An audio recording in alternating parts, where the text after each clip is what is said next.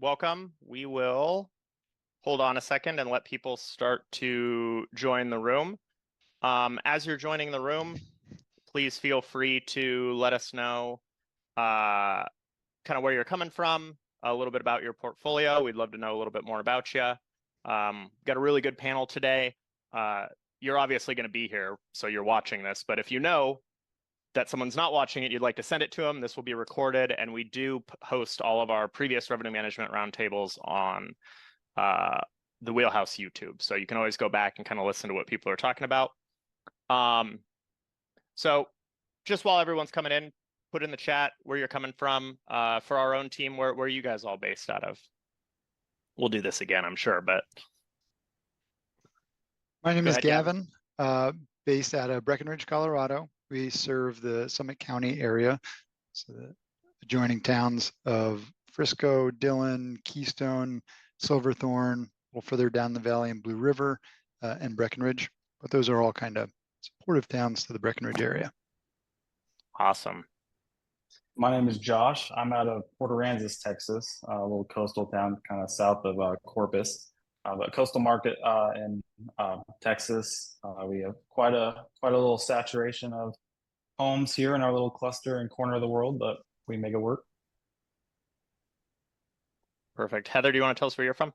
Sure. I'm based in San Francisco area, but I'm with Richer Logic. A little bit about who we are. We do revenue management strategy consulting, distribution across the short-term rental, vacation rental industry. We do have some kind of hybrid hotels in our mix as well. And we work across the US, Caribbean, Mexico, Canada, and then a little bit in Europe as well. Awesome. And Barjan? Yeah, my name is Bastian. I'm from Optimizer, from Belgium, so all the way down from Europe. We are a vendor as well. We are a software provider. We provide a ranking management solution to rank higher on Airbnb, Booking.com, and so on. But next to that, we also offer revenue management because those are so aligned. We have portfolios in Dubai, in the States, Europe, of course, a hotel, and on the STR side. Awesome. We'll give it a few minutes before we really dive in, just to make sure people have an opportunity to kind of hop in and aren't getting too lost. But we've got some people coming in from all over the place already, which is great. Saw you, Ben. How's it going? We've got a really good panel. I'm pretty excited. September is pretty good time for us to chat. As you guys know, high season's wound down or winding down for a lot of the summer markets.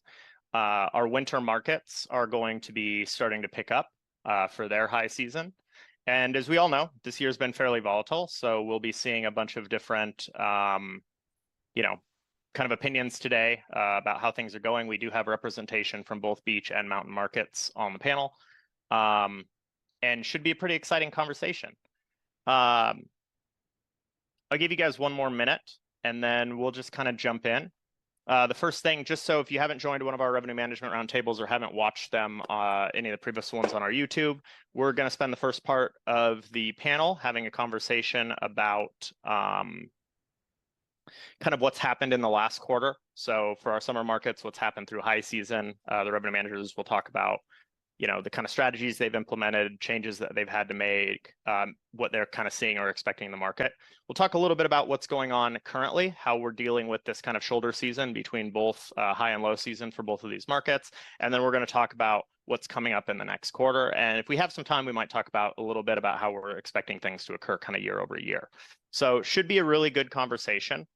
And for anyone who isn't able to attend, this will be recorded and publicly available. So keep an eye out for comms from Wheelhouse on that. Starting out, let's just chat a little bit about how the last quarter has gone for everyone. And to start us out, Josh, do you want to give us a start on just telling us a little bit about how the summer went for you? Yeah, I think you said it perfectly. It's been volatile for a lot of people, especially us. July is really kind of our bread and butter month when we really fill the calendars. 26 days rented is usually the average.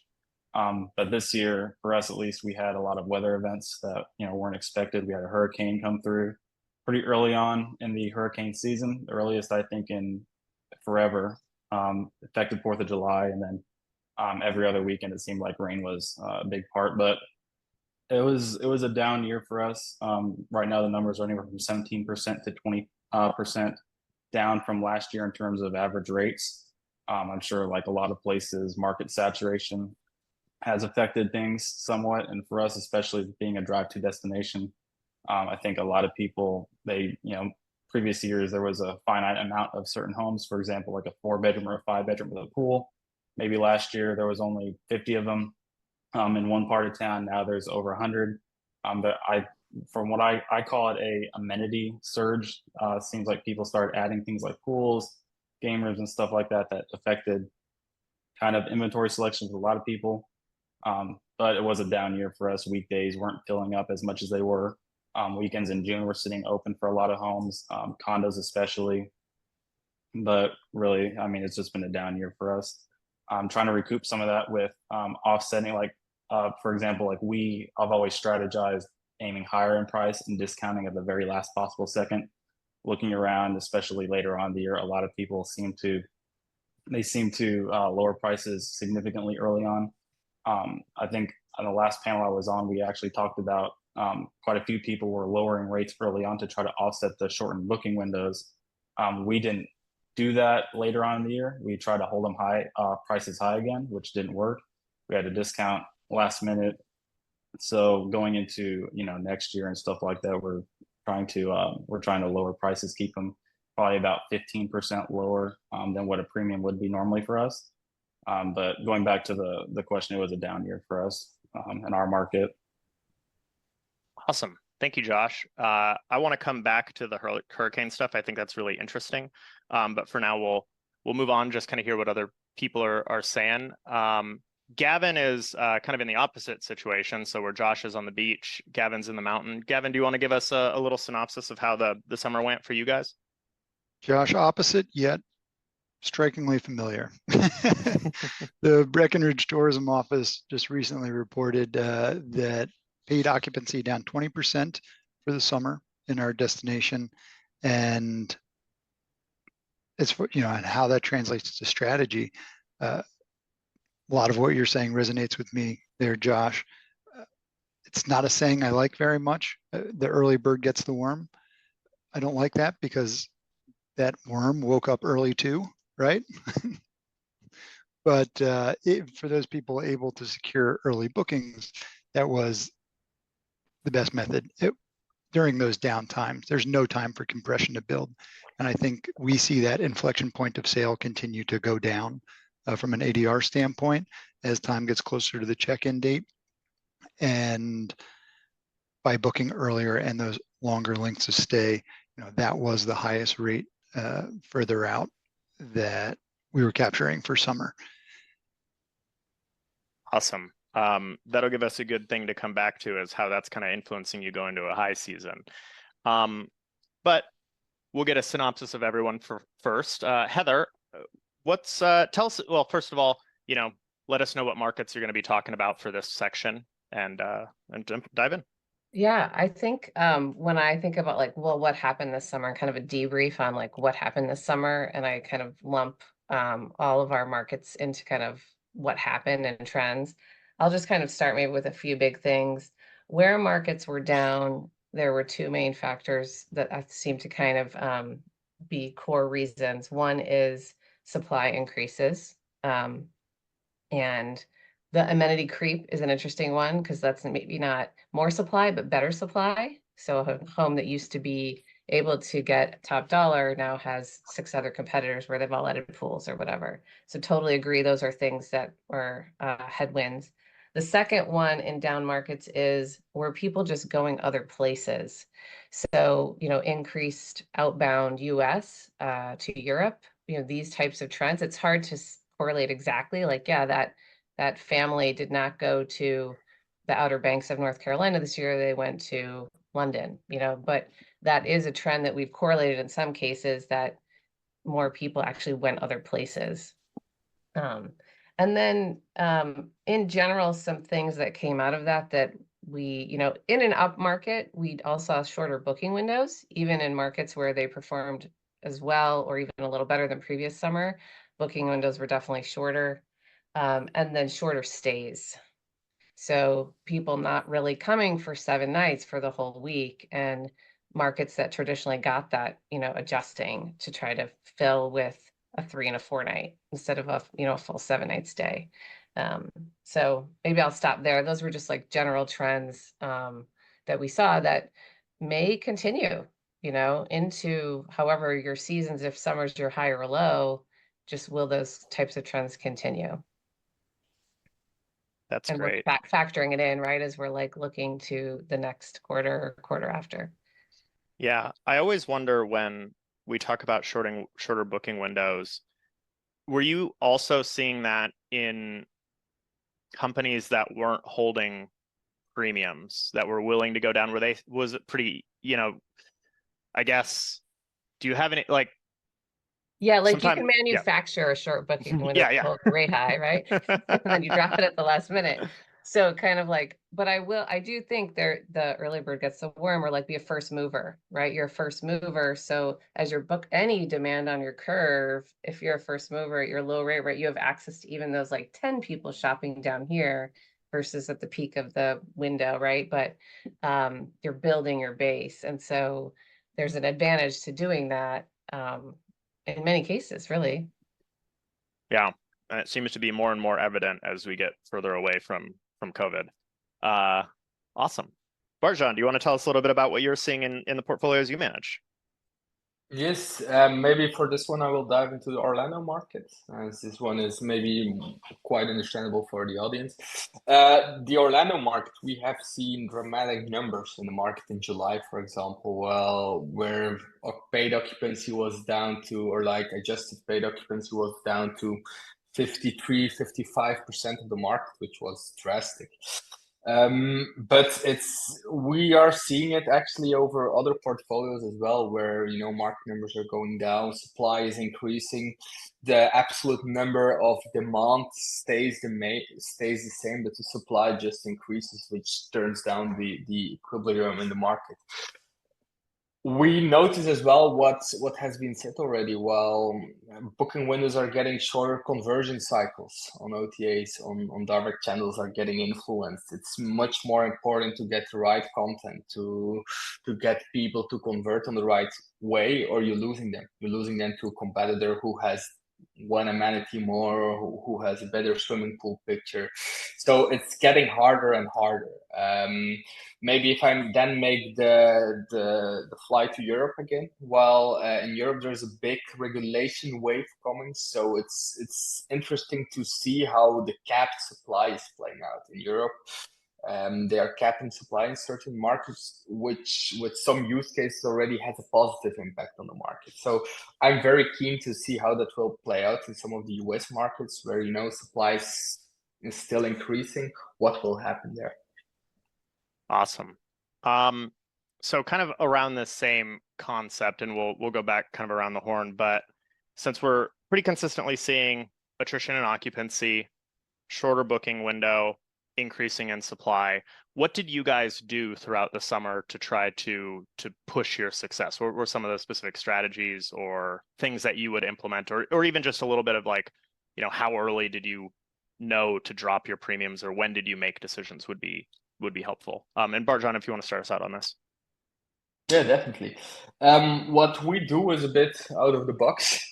So we take positioning on our ranking factor as the main influencer on the base price, where we look at the elasticity, what the ranking has, or what your, and to some extent, your market penetration has, or what's that situation, and then how it's impacting your base price. When we see a high ranking, we let it correlate with the base price, because if you're ranking too high, you're selling out quickly.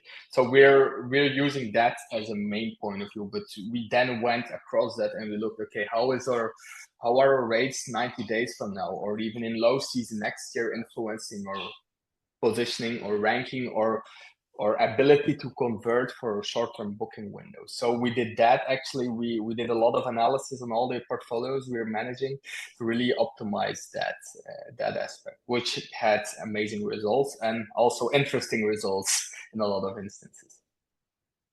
Does that method give you any insight into if you think the market at large is not optimized well for the consumer? The thing with the market is you have some who are doing it and they are having huge advantage over all the others who just, for example, if we're thinking about setting a listing live, they set it live, they write a description via ChatGPT, or they have someone who thinks this is a nice description, put it live, and then they never look at it, and then they only look at a rate perspective, and then they say, okay, it's not booking, let me lower the base price, let me put a last minute discount. What we see is that there is so much multicollinearity there. How your description is positioned has an impact on your base price. Maybe a study we have done on the Paris market is in a short booking window, 0 to 7 days, if you have 100 to 300 characters in your description, your conversion goes up by 43%. So all those things we map, and we see players that are really taking steps into this matter. They just have a huge advantage in terms of RevPAR and adjusted paid occupancy in relation to those who don't. So there is just a big contrast. Yeah, that's interesting because it does align with some of the things that we talked about earlier, which is supply is increasing, differentiation of your supply is really important. And this, I have been under the belief that, I remember 8-9 years ago, distribution and marketing were always huge focuses. The industry hasn't talked about those as much, especially in that like kind of immediate post-COVID year, but that importance of really focusing on your distribution, your advertising, especially in a more competitive world, seems to be really important. Heather, what are some of the things you've been doing with your portfolios and clients? Yeah, no, what Bart John said, I totally agree. And as an industry, we should talk about more. Revenue management and distribution go hand in hand. In the hotel industry, this has been the case for decades. That's like one department. And I think it would be interesting if there were more studies around these types of statistics and how it's even distribution could arguably be even more important than price. But clearly they're two both important things. So we use the term merchandising, right? Like how are you merchandising the property, and revenue management, right? Lowering rate alone is not a form of promotion. So how are you like marketing, messaging? What are these levers you can use like in Airbnb or booking.com, especially to like build something as a promotion? So we talk a lot about that. Vrbo will be interesting to watch. We've heard that maybe by the end of the year, they'll be rolling out some new merchandising levers. They've been saying that for a long time, so we'll see. But understanding the channel mix, and then where direct book can have an impact, making sure to kind of talk about that holistically, where partners do have strong direct book branding, or want to strengthen that, right, as part of the conversation. How are you not just lowering rate, but actually merchandising, marketing, talking about it? And then the last thing I'll add is top down versus bottom up approach. So these like high level things when you have the big trends, how you want to put these settings in place on channels and things. But what Bart Jan was saying, I think we call it watch list. So which properties are on the watch list, and it's not a price issue. There's other issues. And so making sure that you're tackling those watch list properties differently, understanding like you just got a 3-star review on Airbnb. Airbnb is your #1 channel. What does that mean now for that property? It is nobody can find it. A new user on Airbnb is not even going to see it. Like it's kind of crazy how like a property can just like disappear to some extent. So which is more severe than in the hotel world, truthfully. Yeah. Versus like we had the dimming thing for a while with like rate parity in the hotel side. And but yeah, totally hand in hand, love that conversation and big part of it. You bring up the VRBO merchandising levers, which I think is really cool. That does kind of remind me, I've heard from a number of Wheelhouse's larger clients actually that VRBO has been down this year, that they have been definitely suffering. They had heard from contacts in the company that they, at the beginning of the year, invested a lot less in their advertising and did not expect the drop in in production, but that there's actually a gross reduction drop, or sorry, a gross drop in reduction or production of room nights. Have you guys been seeing that in your portfolio? How have you been dealing with that? If you are seeing it, and anyone can, volunteer to kind of speak here, but would love to know your opinion too, Heather, on if you've also been hearing that among your clients. Verbo has been down significantly. Like I know their subscription, for example, their subscription model that I think they're phasing out next year, that increased again this year. And so that, for us at least, what it did, because we manage over 600 properties here where we are. And so what it did for us is we had to relook at, the model for it. Is it lucrative to pay this extra $100 times 600 units if returns on Verbo are diminishing? So we've changed to their pay per booking structure, which introduces a commission charge. And so in turn, what we do, we have to implement a fee that feeds back over to the guest to kind of offset that commission, so the owner gets paid out whole. That raises fees there, doesn't help the situation with Verbo, and actually has increased our Airbnb traffic because of it. Airbnb's kind of stayed somewhat static in terms of how we deal with them. And they become a really good resource for, I know Heather mentioned it earlier, but like shortened stays. Us for summer, it's always been 3 nights minimum. It's been a hard line, 3 nights in summertime. 2 nights we had to drop down in June too, because we kind of took a look at our market. We have a captive audience here. In Texas, no one's flying to Port Aransas. It's all drive-to stuff. People coming from Dallas, they're going to stay longer. People coming from San Antonio, they're going to stay shorter. And nowadays, especially with people not worried about finding a place because they know something's going to be available, they're not booking ahead. People in San Antonio are going to be more likely to just impulse, shop for a vacation rental. So they're about 2 hours away from us, 2.5 hours away from us. Shortening it for them made sense. So we just said, hey, we're going to put whoever wants to be on 2 nights to 2 nights. That helped a lot. I see someone actually asked a question. This isn't in regards to Verbo, but someone asked a question about pets versus non-pet friendly homes. For us, that was a big deal. I saw on, there was an article published, 60% of Texans, they call a pet a member of the family now. And just going back to our owners and saying, hey, I know you don't like dogs in your place, but if you just allow a small dog, because you see a lot of purse dogs down here, if you just allow yourself to, widen your net a little bit, to open yourself up to that, you'll see a turnaround. And it helped a lot for us. It helped a lot. Owners where they had weekdays open, they were getting filled with these pet-friendly bookings. There were 2 nights, but it was just some extra dollars for them. That seemed to help us specifically. But really, again, going back to Verbo, I don't know how it's going to get better for them. I don't keep too much tabs on like the changes and stuff they make. More so, we're trying to leverage Airbnb right now and kind of make that a little bit better for us. But yeah, Verbo's down for sure, and that's One just some of thing the stuff we that we noticed. got from Verbo recently that I'd be curious if others have seen this or heard this. We just straight up asked. We had a partner who Verbo dropped pretty drastically, and it happened to be around the same time they turned up the dial on Airbnb merchandising. And Verbo did respond. It was a pretty clear answer. They're like, yes, if you're out of parity, we are watching that, and we will lower the placement of your homes, right? If you start to have drastically different prices between Airbnb and Verbo. So to some extent, it kind of, just created that scenario, and all of a sudden Verbo production dropped because they saw this parity issue. But I don't know if anyone else has gotten that answer from Verbo, but they seem to be pretty clear that did happen. That is a great point, because it may also be that we would not think, because we haven't been under these parity things, but Expedia has the best parity tracking systems in the world. Like if you have a hotel, they will tell you within 24 hours if one day is not the same as booking.com. And they'll punish you for it immediately. So they may not be telling us, but that is an interesting thing to start to think about. If we're, really, we should all be exploring that. If we're seeing reduction in VRBO and we're leveraging these new promotional capabilities on Airbnb, that's something to consider, because we do at least know that Expedia owns them and they're really good at that. Maybe for me to hop in here, being from Europe, where Booking.com is the market leader, Expedia is still there. And John, as you said, Expedia is the best in tracking rate parity or rate disparity.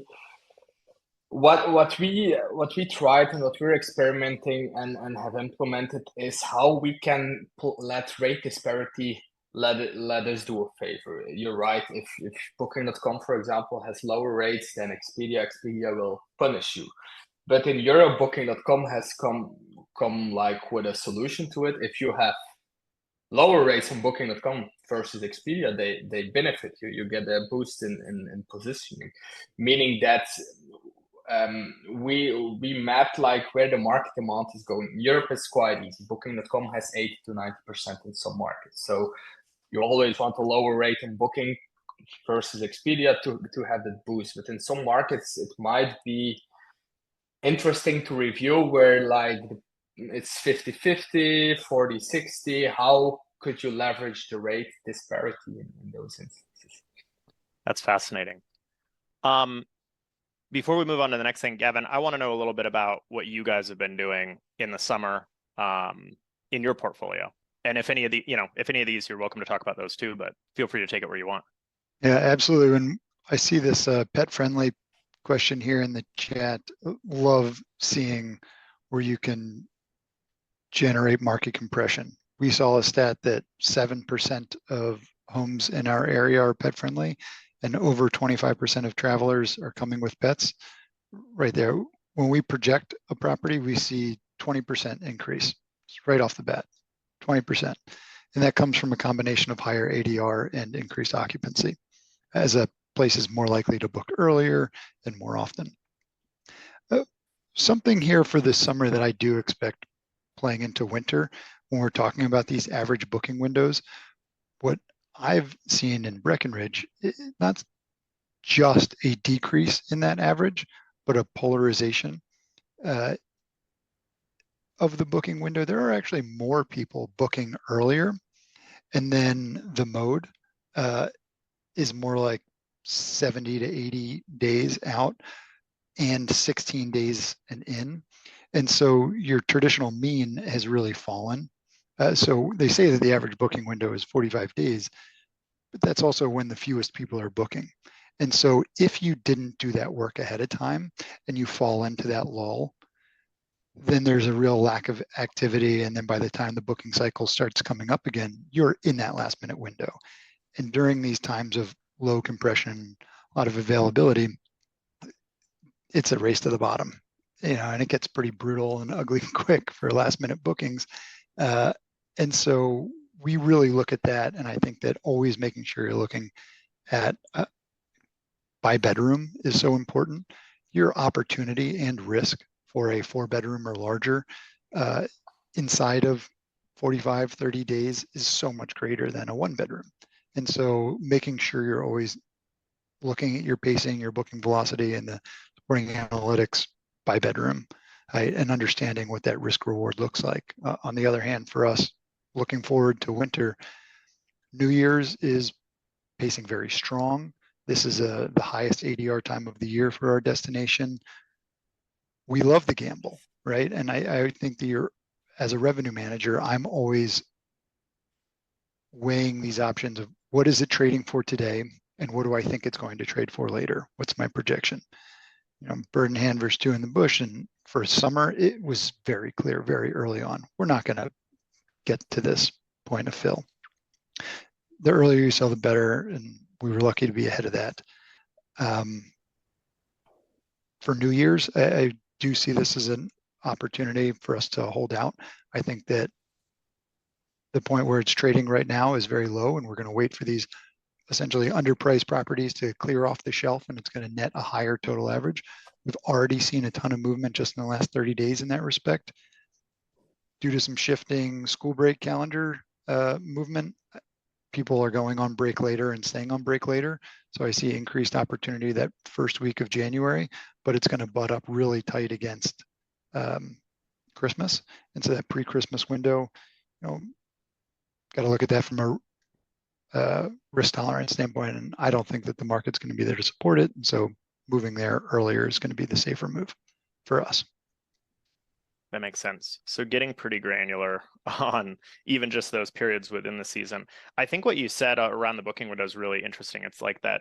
It's not just looking at the average, but looking at that distribution of when those are coming in. How do you pull that data? How do you break apart your different pieces? You know, you mentioned you use the mode and things like that, but just a little more detail there I think would be helpful, because a lot of folks I talk to really focus on the average, but you know, definitely in a ski market, you get early bookers planning their vacation, and then people who book on the weather. So if you're actually optimizing for the average, you're optimizing in the trough.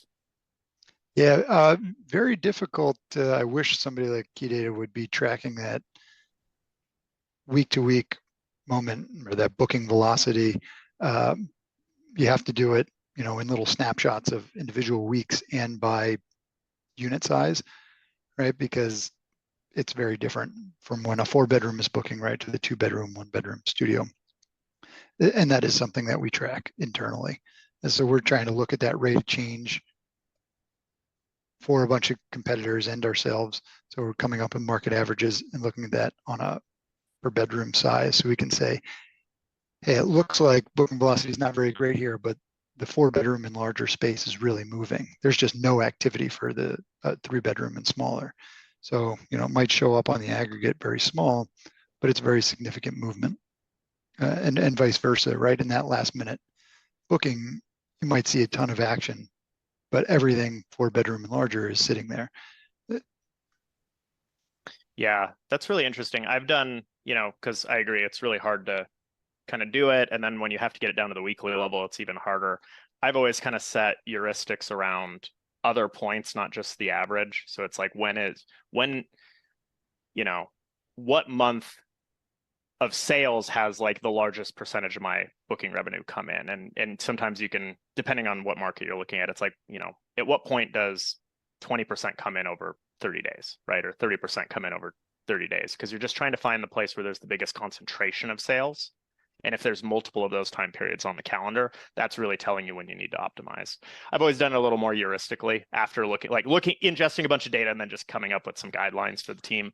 I've found is a way to operationalize it, but something for us all to kind of think about. Awesome. Does anyone else want to comment on any of the things Gavin was talking about before we kind of move on to what we're doing right now? Going once, going twice. All right. So pretty interesting. I think there's some themes that are pretty consistent. You know, we talked about the added supply, a lot of difficulty trying to figure out those booking windows. We're both kind of in that shoulder. One, you know, Gavin's going into high, everyone's coming out. What are you guys thinking about right now for the fall? How are you managing revenue? How are you managing pricing? What is your focus when you're actually spending your time on revenue management? And Heather, do you want to start us out? Sure. Maybe I'll start by addressing like more levers or like things you're thinking about. Someone in the chat mentioned cancel policy. We hadn't talked about that yet. It is a lever that's kind of interesting in our industry because cancel policy is not date specific. There's a few things where we're starting to try to do it with rate codes, rate plans. But that can be, you know, when you think about your fall or your very low season, if fall is your very low season, for some like leaf peeping destinations and stuff, it's not. But, you know, are these where you start flexing, like taking more midterm, discounting, you know, greater monthly discounts or weekly discounts in those low seasons. And then flexing cancel policy is always an interesting conversation because if you flex it, you risk you're going to take something over high season with this policy. I'd be curious to talk too about the Airbnb non-cancel versus flex, and you kind of you get to turn it on, but it's on their terms. If anyone's tested that and had results around that, but it's definitely a lever that I think our industry is going to continue to see become more advanced, and it matters. It does matter. Cancel policy does matter, but what's possible to do is kind of varies across channels and stuff. Maybe I'll stop there, but that's kind of like future fall. If you're looking for, you know, what do you do? And this is a slower period for you. I've talked to the Whimstay guys. I've told them that something core to their product should be you should allow a different cancellation policy, because most of us don't want to get off a strict for high season, but happy to take a 24-hour cancellation policy in the low season. And that's, since it's not an option, it's a huge differentiator. So everyone tell Whimstay they should do that. Barjan, do you want to tell us a little bit about what you guys are focusing on today? We are focusing on a lot. No, it's true that a lot of markets, are in the shoulder period or in the shoulder season. But maybe what's for us always keen on deciding what will we do in certain portfolios is we have seen the adoption of dynamic pricing become much wider. Where last year it was in some markets sometimes easy because you had some flat pricing guys where you could just underprice on low demand days, just overprice, and high demand days hope that they sell it out. But we have seen a lot of adoption. Also, when we look at, for example, Google search terms, it's companies like Wheelhouse or like Price Labs or like any other, they are increasing. They are leveraging themselves next to PMSs in search terms, meaning that there's something going on with the adoption. So we are noticing that we have to adapt, that the easy tricks and easy plays are not possible anymore in a lot of markets. So we always have to, it's sometimes revenue management is a bit of chess. So we always have to think two to three steps before maybe one practical thing is what we done is again mapping the long-term rates 180 days plus impact on your short-term days and seeing if there's an impact on pickup if you lower or decrease those rates. Maybe that's a low season in some markets, that's a high season. So just to really map out all the variables. That's really interesting. I think what you said about, like, it's cool because you guys are observing it. So everyone here is getting told dynamic pricing is being adopted, and whereas maybe a couple of years ago, just adopting dynamic pricing may have been a win. Right now, it might be just a requirement to keep up, and it's erasing the gains of just having it. Right? That means you have to think a little further. You got to be a little bit more strategic. I think that's really, really interesting kind of observation. Gavin, do you want to talk to us a little bit about how I don't know how this kind of shoulder season goes for you guys. I think it's actually pretty low, isn't it?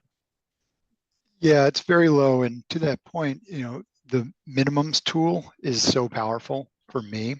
It's a great mental exercise too. I'm going to set my rates at my walk away point, and now I don't have to think about it anymore. I'm going to put my very best foot forward so that I'm either going to take it or leave it. And I can put that out there to the, to our audience and move on, because the money for us to be made is in winter. And I do want to be doing everything that we can to get those important September, October, early November bookings. ROI on spending time on it is just not there. And so using that, it's a beautiful safety net of the minimums. Every unit should have a minimum so that you can just fall back on it. What we do in Wheelhouse, I don't know if this is best practice or safe, we just put a 99% discount on there. We take it down, strip it all down to the minimum, and we know, that we have that safety net there.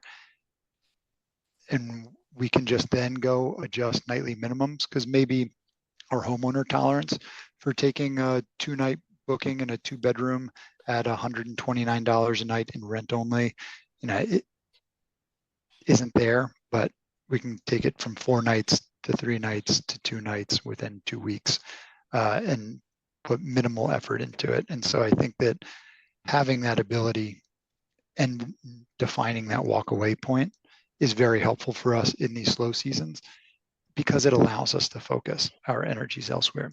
And another interesting part here on cancellations, which very much cancellation policies that come into play at this time of year are more winter looking. I view this as a real cornerstone booking versus keystone gap filler approach. And with the longer fuse on the cancellation policy, you lock in that cornerstone booking so much earlier, and then you can go after the fillers. You have more time to go after those fillers with confidence. What you're sacrificing potentially is, greater traffic in that earlier booking window, but then depending on your ability to book around those cornerstone bookings, I think that that's where the main differentiator is. If you're not doing a ton in the gap space and you're not very actively pursuing that, then maybe opening up to the wider market with a shorter booking or cancellation policy is going to be in your favor. For us, we grind at it. We see all the money of the way to separate ourselves is by filling in around those bookings. The earliest we can sure them up, so that 60 days out while still showing up under that all important search filter of free cancellations. That's the happy medium for us. That's where we see the biggest ROI. I'm curious if have any of you guys found a way to leverage cancellation policy as a differentiator between direct booking and OTA? And have you tried that? Have you found any success with that? Because then, one, you get the control of you have an offer, but two, you also have the control to do what you're kind of doing, which is to use it for those specific cornerstone, I think is the term you used, without having to deal with it for like your keystone or whatever. I'm just curious, has anyone done that or found any success? We've revamped our cancellation policy a few times. Obviously, with Airbnb specifically, we've gone to a moderate policy. I think it's like somewhere like 5 days before they can cancel and get out of it, and then inside of 5 days they get half of the booking back. I forget the details on it, but over 65% of our bookings are direct bookings. We have a very high number of direct bookings. And so this off season, it's really targeting those individuals. And what we've done is we've actually changed our specific cancellation policy. It's 30 days out. They have to, they have up until 30 days to cancel. Inside of 30 days, they lose it. But we have a little kind of we call it a lip tip. We're Life in Paradise, so we call it a lip tip. The idea is if they call in and they want to cancel, we tell them, hey, we can refund you all the housekeeping, the taxes, everything that's not used for the room. We'll hold the rent. If it rebooks, you do have the option to get a refund if it rebooks for the same dates. We're making that more aware. We've always kept it in our back pocket, but now we're kind of advertising it to our direct, booking clients like, hey, this is an option for you if you're kind of wary about the weather, if you're not so sure, if you're going to need to get out of it, especially during peak times when, guests, they can feel confident that the house will rebook. We can just reassure them with that, like, hey, you can pretty much cancel. We'll hold this money, but we can almost guarantee it's going to get rebooked. That's a strategy we're using, and we're going to leverage more for next summer. Just making our guests aware for that. But like Gavin said, we use minimums a lot and very heavily. It's basically we set our minimums for each house, kind of have a tolerance point with each individual owner. If they want to do discounts, if they don't, we have that set in there. And really, like right now, all the way through spring break, it's just minimum for the most part, except for a few, Thanksgiving, Christmas, which isn't a big deal for us.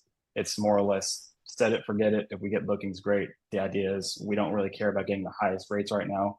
We want to focus on optimizing spring break, and then next summer kind of focus elsewhere on that. So we leverage that quite heavily. Awesome. I might add what you said, John, about would you have a maybe better policy book direct? And a lot of partners we'll talk to will say well, we want to have a lower rate on our own website. That's kind of the first thought, is we just want to have a lower rate on our own website. But it is good to talk about what's your book direct advantage.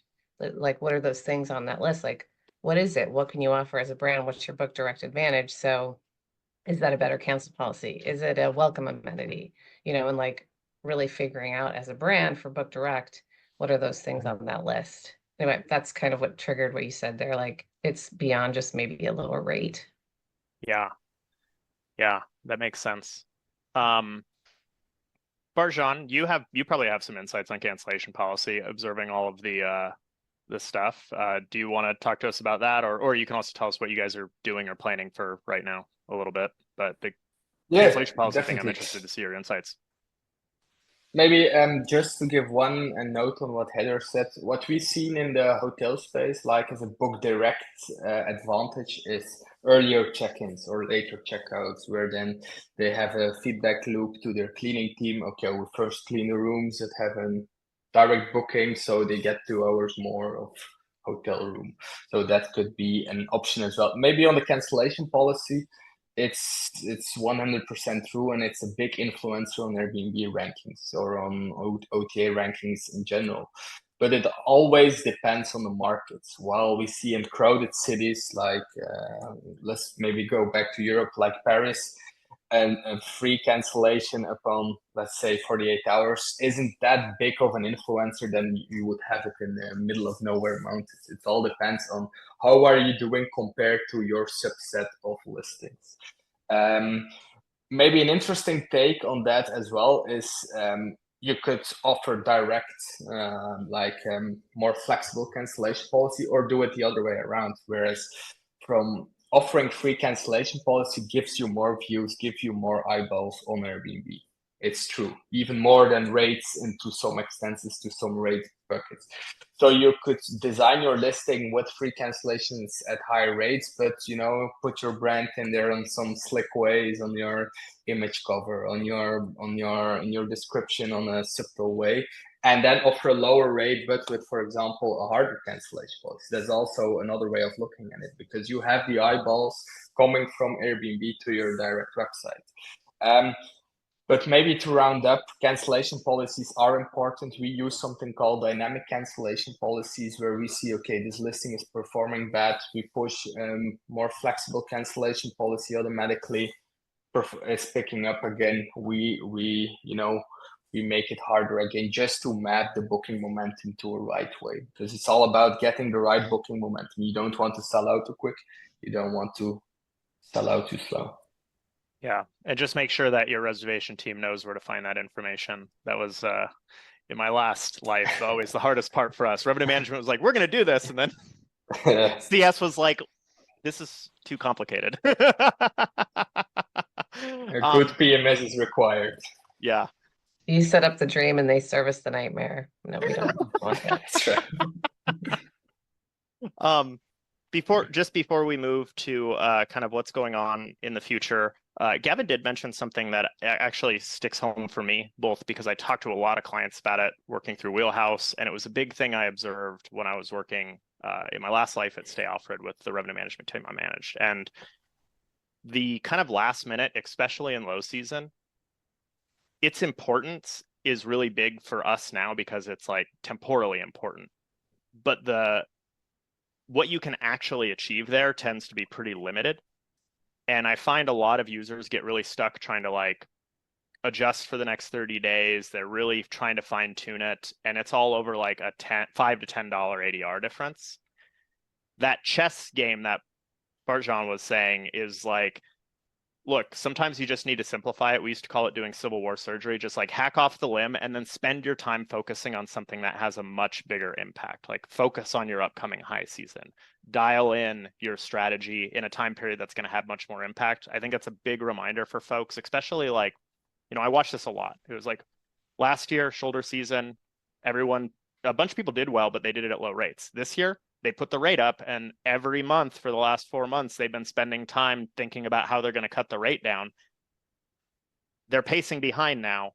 It's like they could have just put the rate down and been focusing on a bunch of other time periods with that time. Your time is a resource as a revenue manager, and making sure to balance the investment you're going to make is really important. And like Gavin said, sometimes in a low season or a shoulder season, know your minimum rate. It's much easier to react if demand is high than to keep guessing at what rate you're going to put it at and having none of them sell.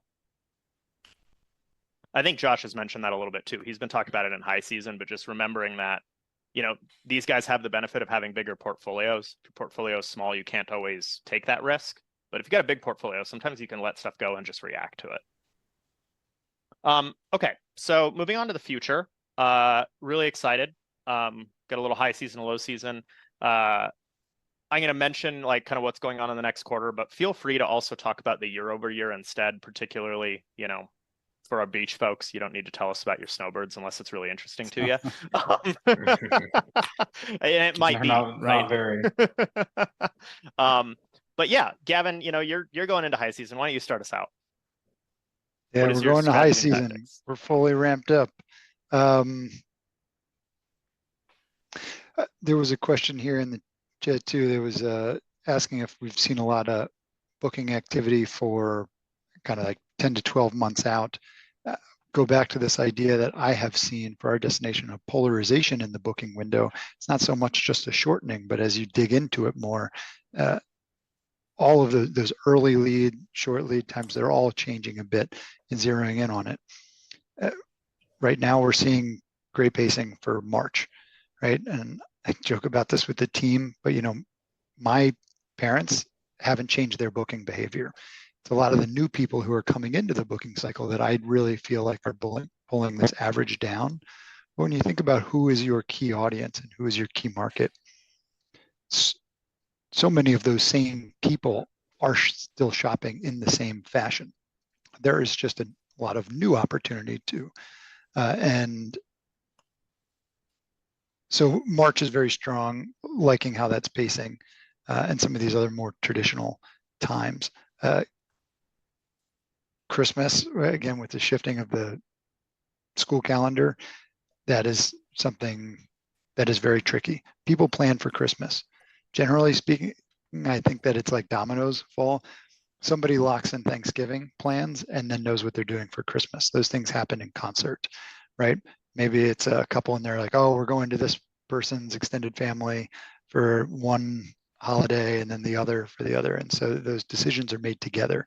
So your Christmas window really is your Thanksgiving booking window also, a lot of times. And people make plans. People aren't willy-nilly, a week before saying, hey, let's hop on a flight and go to Breckenridge for Christmas.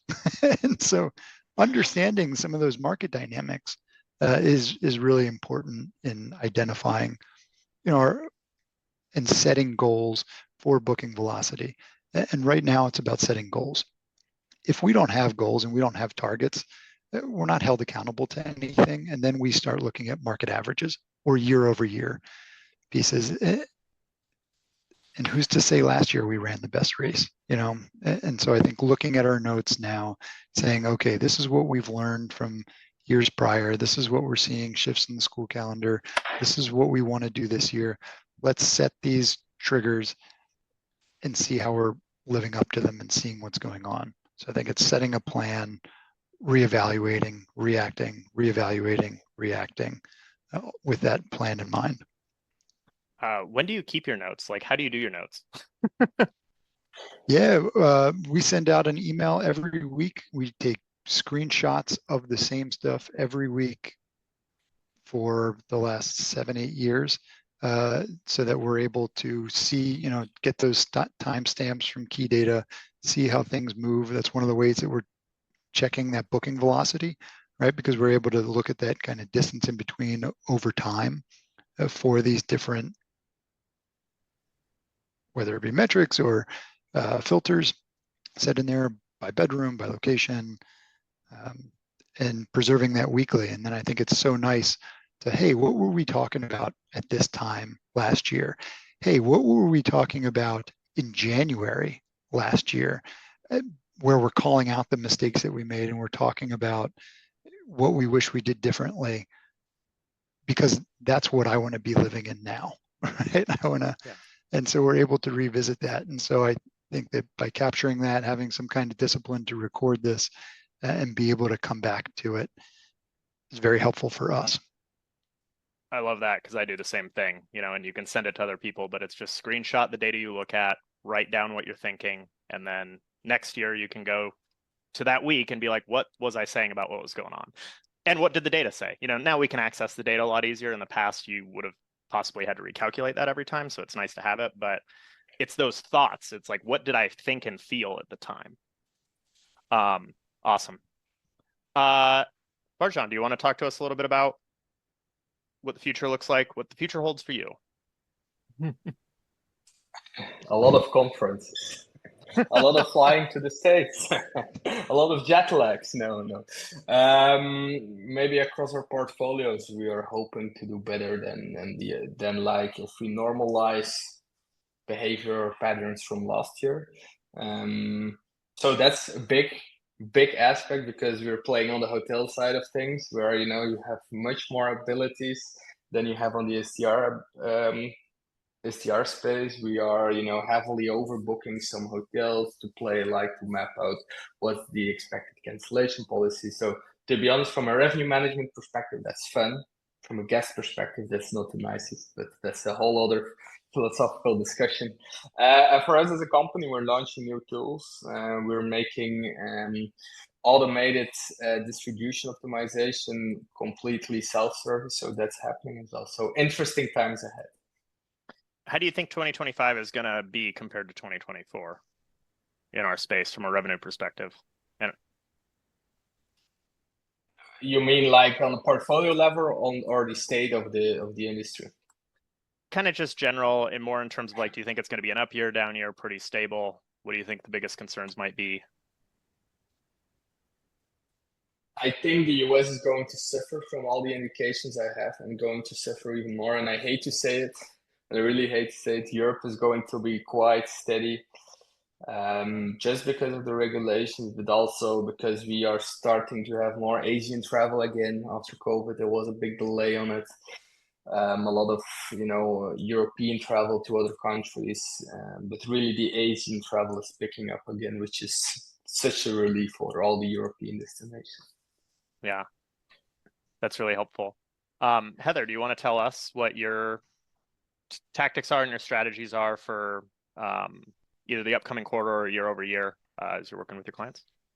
One thing that's coming up, whether a market is like up or down this year and looking ahead, is pace up or down for you versus the market up or down, is kind of validating revenue opportunity. So one example I'll share is if July is a month in a market that's super high season and you might make 80 or 70% of the revenue of the whole year between like June 20th and August 15th, one of those, destinations, and you're like, okay, is it behind? This decision you have to make is, do you lower rate? And revenue management systems may start to lower rate because they're seeing the market behind. But do you play the other card and do you say, yeah, but if I lower these rates, like we were doing some analysis, like how much less money you'll make, because in some cases the rates are already coming in lower than maybe what you achieved this year, right? If you're looking ahead and seeing like things. So you're basically like, hey, every year if July sells out, do you actually kind of counter maybe what the system and the market are doing to say this demand is coming. It is coming. It's just not booking this far out anymore. So you don't lower your rates. So this kind of analysis of like, are rates too high or rates too low? And just like, and I think Gavin used that term earlier, like really laying out the data to evaluate your risk tolerance. And just, yeah, it's a big conversation, but where you have these swings in markets, trying to get ahead of it and make a decision and know why you're making it as a team, and then the future will tell. Yeah. Yeah, I think kind of like what we talked about earlier, which is all these people are adopting dynamic pricing. The job now for the revenue manager, a big portion of it is to try to, your dynamic pricing tells you what it thinks the market is doing. Your job is to figure out if the market is optimized to the consumer and if your portfolio is optimized to the market, whether that's up or down. And making those decisions can really pay off. And if you're making them ahead of time, spending your time right, you can, you have time to adjust if you're making it at the right time. Awesome. Thank you. Josh, do you want to kind of finish us out on what you're thinking for either the upcoming quarter or just how you guys are going to be treating year over year for your high season? Yeah. For next year, for like spring break, for example, usually 60 days out is kind of prime time for us. Summer is usually about 90 days out is when some of the larger homes start going. But for us, really, since we're so far out, we have a cushion to kind of formulate a strategy. We're going to focus on owner education. I'm sure a lot of people can resonate with owners that call and say, why'd you book my unit for this price? Why is it this? Blah, blah, blah. I have the unfortunate or fortunate position to talk to a lot of our owners. They have my cell phone, they have my email, and if there's a problem, they come running to me crying, whether it's good or bad, or whatever's going on with their property in terms of revenue. So for us, it's going to be educating them, because John mentioned it earlier. Some people, and we got caught in this too, you hold prices too high, you get caught in a loop, and you're just chasing them down till you get a booking. It's been an unhealthy trend for our market specifically. That's kind of been the past 2 years. It seems like everyone holds out rates as long as they can, and they start chasing them down. You get outside of booking windows. Some homes don't, some homes book up when they could have booked for maybe $20 higher per night, $50 higher per night. you get caught in that unhealthy loop of just chasing them down. So it's really going to be to educate owners. Hey, here's what's going on. Here's what people are seeing. Let us do our job, because the homeowners that don't call, the homeowners that don't, have any input in, their homes, they tend to do better because there's more autonomy. We can just kind of go with what we know is the market. We can just read the data, put it into their property, not even think about it. So it's going to be focusing very highly on owner education, making sure they're on board with our plan, just to make sure that, whenever we do decide to, for example, not go for the moon early on, to just have a normalized rate to make sure we capture, whether it's a 5-bedroom home 90 days out, or if it's a 2-bedroom home 30 days out, make sure that we can optimize them, and not get yelled at for it, basically. So that's the main focus, is just educating them. Another thing too is really pushing for owners to either update their pictures. I think I don't think this is mentioned yet, but to me, as a 26-year-old, I think a lot of people have a shorter and shorter and shorter attention span. A lot of people, they're not reading descriptions. They're not looking at, oh, it's a lovely, charming home. They're flipping through pictures, seeing what catches their eye, and they're booking it. A lot of guests who have come into our office that I've overheard, my daughter booked this for me. Oh, my niece booked this for me. They're letting their younger people book these homes. And as we all know, with younger people, we're flipping through TikTok and all that. And having attention right at the bat, a good headline with the key amenities that you have. This home has a private pool. It comes with a golf cart, or whatever it may be. Making sure those are highlighted right away, and then having decent looking pictures on there. We're going to push for that, as well as just adding some amenities like being pet friendly, and all that. You bring up something really interesting, which is, we talked about the merchandising. The buying decision is probably mostly visual. Mm-hmm. But as we see a rise in AI recommendations, the written content is really has to be geared towards that. It'll be interesting to see. I've read some interesting things that AI doesn't always respond well to AI generated content. So we'll see where the balance is on actually having your own stuff written, so that those recommendations can target there. That'll be a new kind of meta SEO we're all going to be dealing with, is how to get our content for the AI algorithms, but then when people actually make the buying decision, it's there. Anyway, that's conversation for another time. There was a term someone mentioned a couple weeks ago to me. It's called "your AI is showing." You go on LinkedIn and you see someone's clearly written AI thing, whether it's using the same words that AI would use. Oh, star-studded, whatever it is, or the same words that your AI is showing. Clearly that was written by AI. There's actually one of our guys here in the maintenance office. He uses AI to write all of his emails, and a 2-second email turns into this big old paragraph that doesn't come across the best. And so, there is still a very high need, I think, for organic marketing, for organic stuff in kind of what we do. Because if everything turns into an algorithm, if everything turns into machine learning this and that, I think it'll conflict, and like you said, it may not end well for a lot of people. Yeah. Awesome, guys. We'll really appreciate your time today. If you know anyone who would get some value out of this, we'll be posting this online, and then really appreciate all the panelists' insights. This was a wonderful conversation, and look forward to having you on again soon. Thanks, Thank you very much. Thanks, John. everyone. Thanks for hosting, John. Bye.